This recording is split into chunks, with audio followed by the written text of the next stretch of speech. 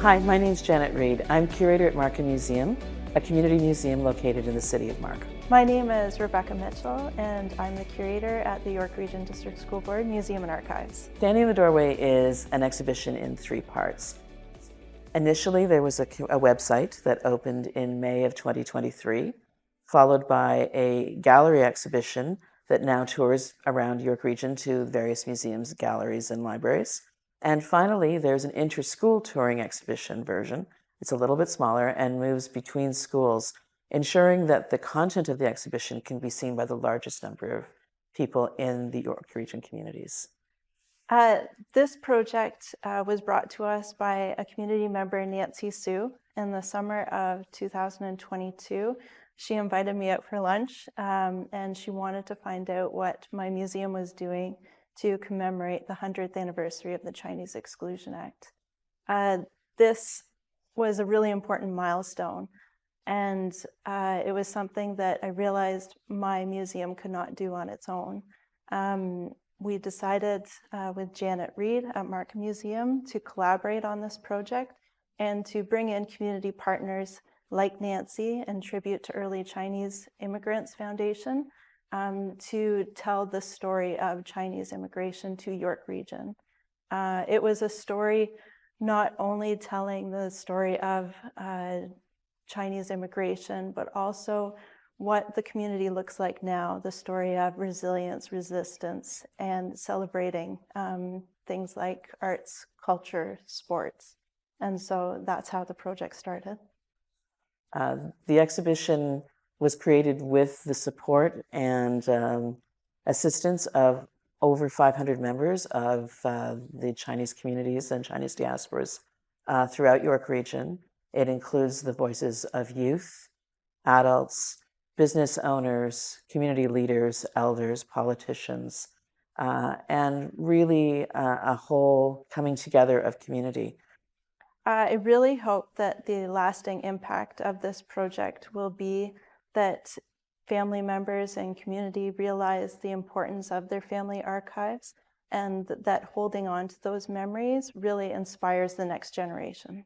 The recognition of this award for our community is phenomenal. Our school community, our larger community here in York Region, people from the Chinese diaspora, it is so significant because this project never would have happened without their support. I think there are a number of changes that this exhibition has brought to the way our museum works with community. In addition to long-standing relationships that we're developing now that we are taking forward into new projects, we are also thinking differently about how we collect for the museum, how we care for collections, all of the aspects of what museum work is.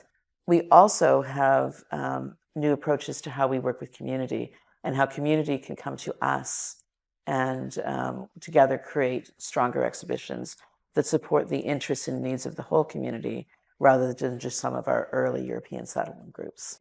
I really believe that our community members have so much in their family archives, and that is important to say to this important part of Canadian history. And I really am thankful to the community members that came in and gave their time and their memories and their artifacts and archives, and to share it with the community, because it really became a rich exhibition, all because of those participants. Working within the school board, I think that we often teach history, but really we need to engage in history. We need to get our students excited about history. And this project really got family members from really young youth up into our seniors excited to tell their story and to share their experiences and to see the commonalities between each other's stories and also the greater community at large. So I really think that history is something that is exciting, and we can make it exciting.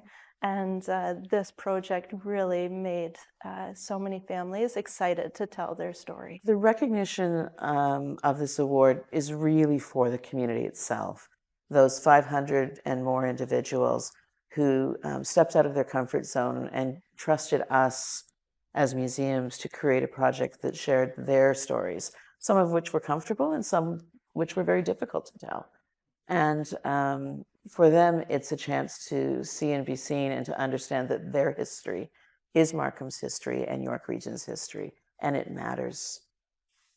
I think that for a community like Markham, where our modern history is very short, it's important for individuals to see themselves in the communities they live in, to feel that their individual histories and their larger diasporic communities matter, and that a museum should be a space that's open to all and open to contributions by all. One of the things that was interesting about this project, it was completed on a very aggressive short timeline, but also a major challenge for us was that we knew very little about the 19th and 20th century Chinese histories of York Region, and for me, Markham specifically. And it really required the community support to help us discover that history.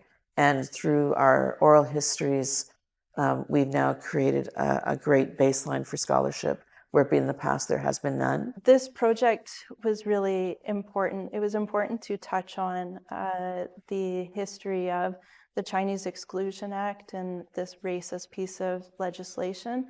But when we spoke with community, we really heard that while they wanted to acknowledge that history, they also really wanted to showcase the celebration, the successes of their story. And so it really is a project that's identity affirming. It really showcases how the successes of our community here in York Region from the Chinese diaspora, and it wouldn't have happened without our community partners. So we're really, really thankful for their engagement in this project.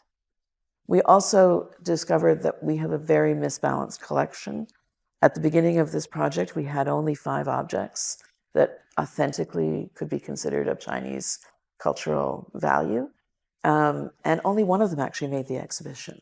And the reason for that was that so much came from the community, so many offerings of great material, that only one of those objects really made sense to be in the final project. But what we have today now is access to a wonderful collection of resources that can be used towards the future.